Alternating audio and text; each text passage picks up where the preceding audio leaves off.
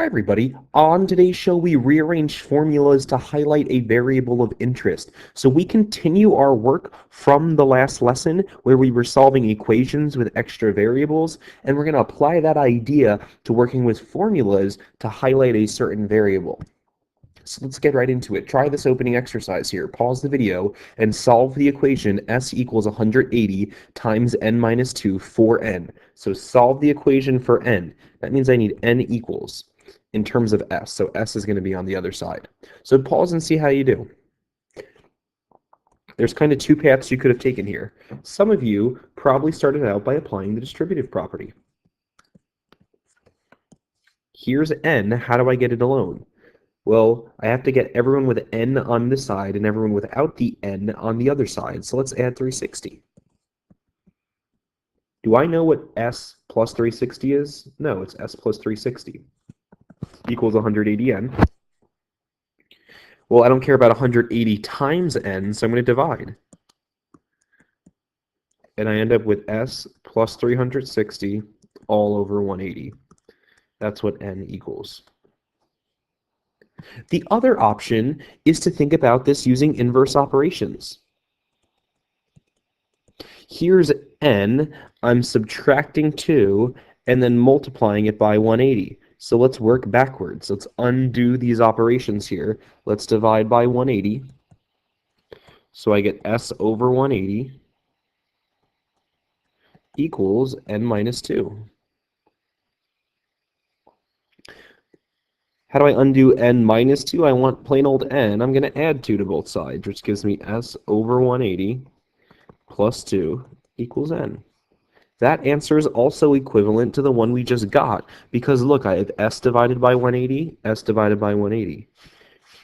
360 divided by 180 is 2, so as long as I divide both those by 180, I get a correct answer for what n is equivalent to. So consider a rectangle. Let's probably look at a rectangle. Here's a rectangle here. It's a beautiful one with length L. So I have a length of L and a width of W. Now, if we think about a rectangle, the opposite sides of a rectangle are congruent. So if that's L, this side is also L. My L's, I know, look like that. I use cursive L's, otherwise my L's look like the number 1. So if this side is W, this is a congruent to that side, and that's W. Write an equation that relates the perimeter, length, and width of the rectangle. So what's the perimeter of any two-dimensional figure? Well, the perimeter is the total distance around it. If I was to run around this rectangle, how far would I have ran? So the perimeter, well, how many L's are there? There's 2 lengths, and I need to add on 2 widths, L plus W plus L plus W. That's my perimeter formula. Solve this formula for L. Solve for L. So how do I get L all by itself in this equation here? Well, there's L. This 2W has nothing to do with it, so let's subtract it to get rid of it on this right-hand side. Well, I don't care about 2 times L, so let's divide by 2. And we end up with P minus 2W all over 2 equals the length. Not terrible, not too terrible. The area formula for a triangle is area equals 1/2 base times height. So if I have a triangle, the area is 1/2 times the base times the height. Solve for B. So I need to get B all by itself. Well, notice, is there any addition or subtraction on this right-hand side? No. So should I be adding and subtracting anything? No. This 1/2 bothers me. I don't like seeing this 1/2 here. I want to get rid of it. A quick way to get rid of a times 1/2 is to double both sides. Because if you double a half, it goes away and you get a whole. So 2a equals b times h. So to get rid of a 1/3, I'd multiply by 3. To get rid of a 1/5, I'd multiply by 5. It's that idea that fractions and division are closely related. Well, I want to solve for b. What's happening to b? It's being multiplied by h, so let's divide by h. So I get 2a over h equals b. Not too terrible. Find the length of the base when the area is 100 and the height is 20. So if there's normally a follow-up question, you take these numbers and plug them in. The area is 100, 2 times 100. The height is 20, divided by 20. That gives me the base.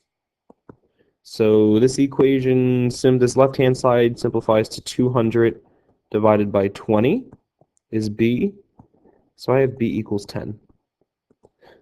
So if the height's 20 and the base is 10, you get an area of 100.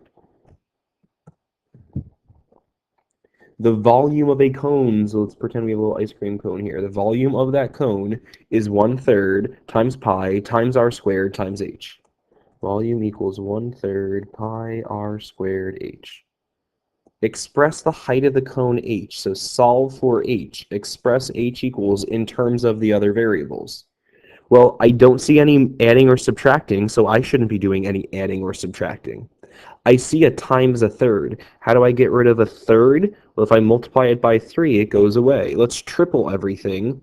Triple that side, and it goes away. Express the height. So I'm solving for h here. Here's h. What's happening to it? It's being multiplied by pi, and it's being multiplied by r squared. So let's divide those away. Let's divide that pi and r squared away.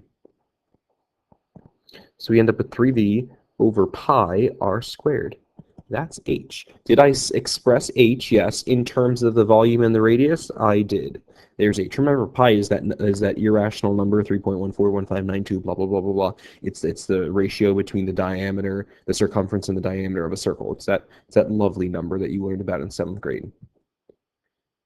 So I isolated the variable by undoing operations. Find the height of the cone, and the diameter is 8. We got to be careful here. The diameter of this cone is 8, but my formula deals with the radius. This is a little geometry review here. The radius is 4. My radius here is 4. So find the height, 3 times the volume over pi r squared. I took these numbers and plugged them in, but I got sneaky there with the diameter. Sorry, I had to make sure I reviewed a little geometry with you. So I need to do 3 times 67 divided by pi 4 squared. So let's make a fraction. Alpha y equals enter.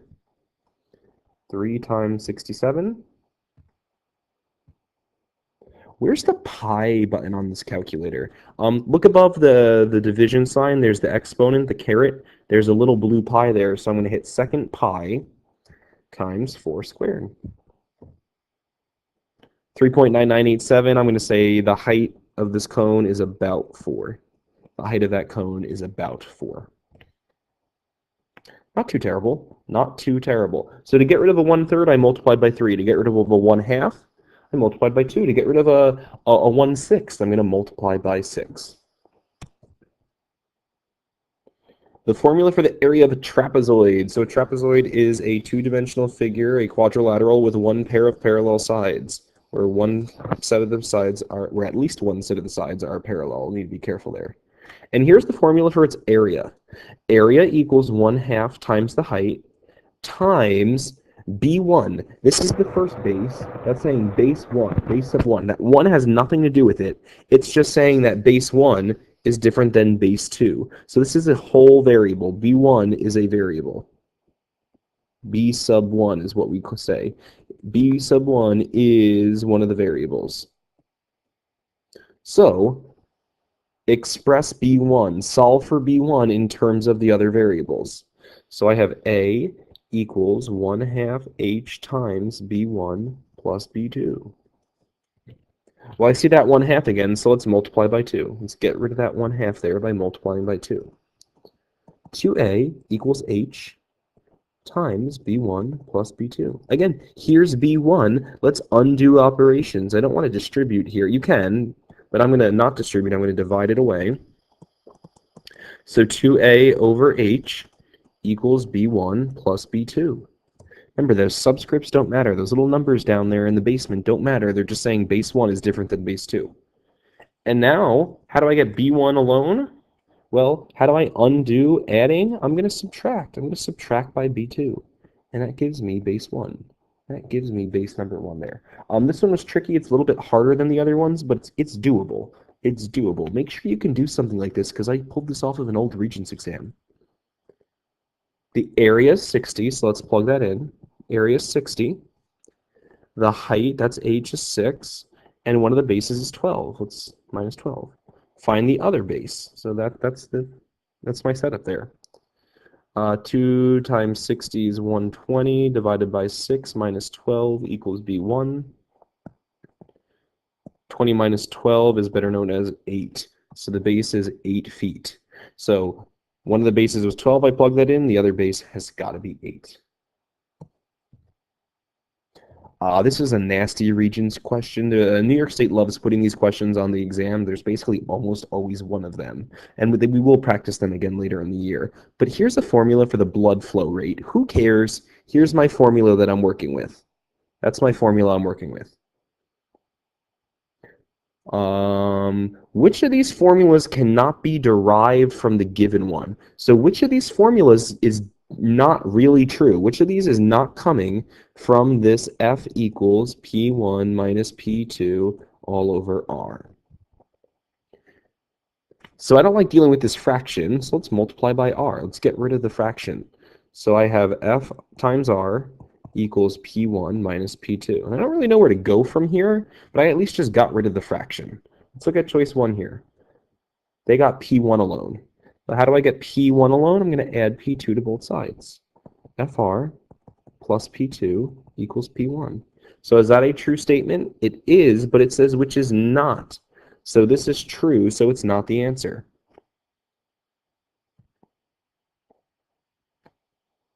This one here, they solve for P2. How am I going to solve for P2? Well, here it is. Let's get it alone. That doesn't have a P2, so let's subtract it over. P2 equals P1 minus FR.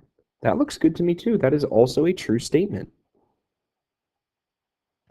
So basically, what does R equal? So let's go back here. Let's go back here. How do I get R by itself? How do I get R? How do I get this R here all by itself? Well, there's R. Let's divide by F. Doesn't that get R by itself? R equals P1 minus P2 all over F. So this is also a true statement. So this is the false one. 3 is false. This was a nasty question from New York State, which is why it got thrown in the lesson so that we can talk about it. I'll try a little OU here. Let's try a little on your own. For each of the following equations, solve for the given variable. So let's pause and see if you can solve these 3 equations here for the given variable. Then check your work with mine. So solve for h. Here's volume equals pi r squared h. How do I get h alone? Well, I don't see any adding or subtracting. I see a bunch of multiplying. How do I undo multiplying? Divide by pi, divide by r squared. Divide by pi, divide by r squared. So volume over pi radius squared equals h. Did I solve for h? I did. Solve for y. So there's y. Everyone with a y has to go on one side. Everyone without a y goes on the other side. So that ax doesn't have a y, so it's gone. Goodbye. by equals c minus ax. Well, I don't care about b times y. I want plain old y, so let's undo the multiplication by dividing. Y equals c minus ax all over b. Did I get y by itself? I did. And finally, solve for m. Get m by itself here. Well, I don't see any adding or subtracting, so that's not an option. But I want to get rid of that 1/2, so let's do times 2. Let's double each side, and then I'll get rid of the 1/2. M times v squared. Well, I want m. How do I undo multiplying? I'm going to divide by that v squared. So 2k over v squared equals m. And that's my solution. We've got one more equation here to work with. A equals P times 1 plus RT. Solve for P. So I want to get P all by itself here. A equals P times 1 plus RT. Well, how many P's are there? Well, it's right there. What's happening to P? It's being multiplied by this chunk. How do I undo multiplying? I'm going to divide. I'm going to divide by that whole chunk there. We have to think about that 1 plus RT as a single unit, because that's going to get me P all by itself. They're being multiplied, so let's divide. A equals P times 1 plus RT. Same equation, but now let's solve for T. Let's get T all by itself. So I don't want to deal with that multiplying by P, so let's divide by P. A over P equals 1 plus RT. Here's T, I got to get it alone, so let's subtract 1. A over P minus 1 equals RT. We're almost there. I don't care about R times T, so let's divide by R, because I want to get T alone. So my final answer appears to be A divided by P minus 1 all over R. It's a nasty answer, but that's what T equals. You could have distributed, and you're going to get a similar answer. You could have distributed, you're going to get an answer that looks like A minus P all over PR. That's what your answer is going to look like, but either one is acceptable. Actually, it looks probably cleaner if you did the distribution here by getting that second answer I got there.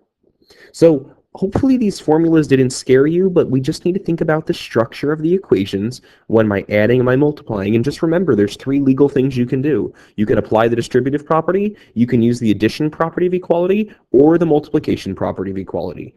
And that's it. See you in the next video.